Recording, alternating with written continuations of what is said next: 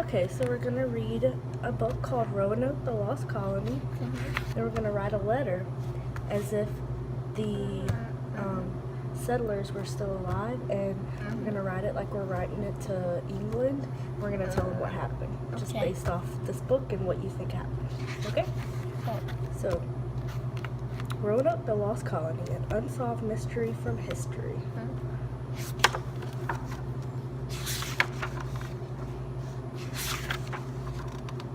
Alright, so we're gonna start reading? Yeah. When I grew up, I wanted to be a detective just like my dad. He says I was born curious and curious. Curiosity? Curiosity is the best tool a detective can have. Right now, I'm curious about my old mysteries that have never been solved. In police teams, these cases are called open, but Dad and I call them unsolved mysteries from his story, and I am determined to figure out at least one of them. For each mystery, I collect as much about the case as I can. As I go along, I organize the clues in my notebook. Sometimes I use the timelines, and I always keep a list of words that are important to the case.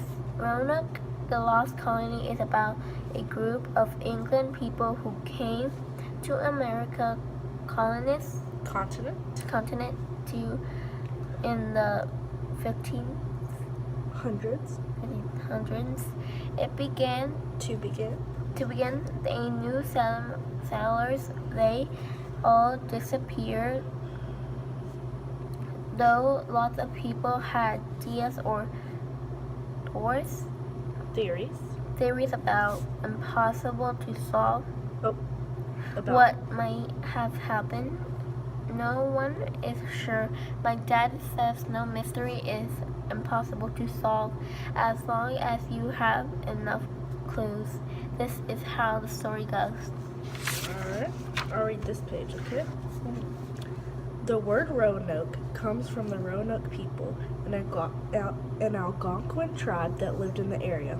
However, the European settlers who felt they had discovered the New World, which consisted of North and South America, also believed that they were the land's rightful owners.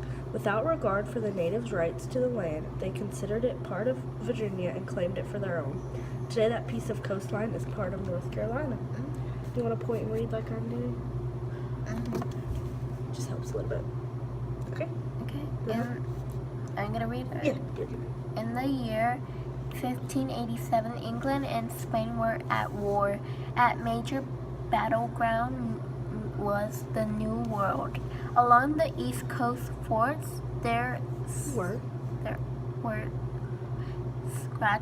scattered. The one at Roanoke, made by English settlers, an early colony of 108 men, complained about the harsh conditions and lack of supplies. Had returned home. They had been poorly prepared for life in New World, and had depended upon a native people for food while treating them badly. There had been fights, and the colonists had accidentally infected the native people with European diseases. A native chief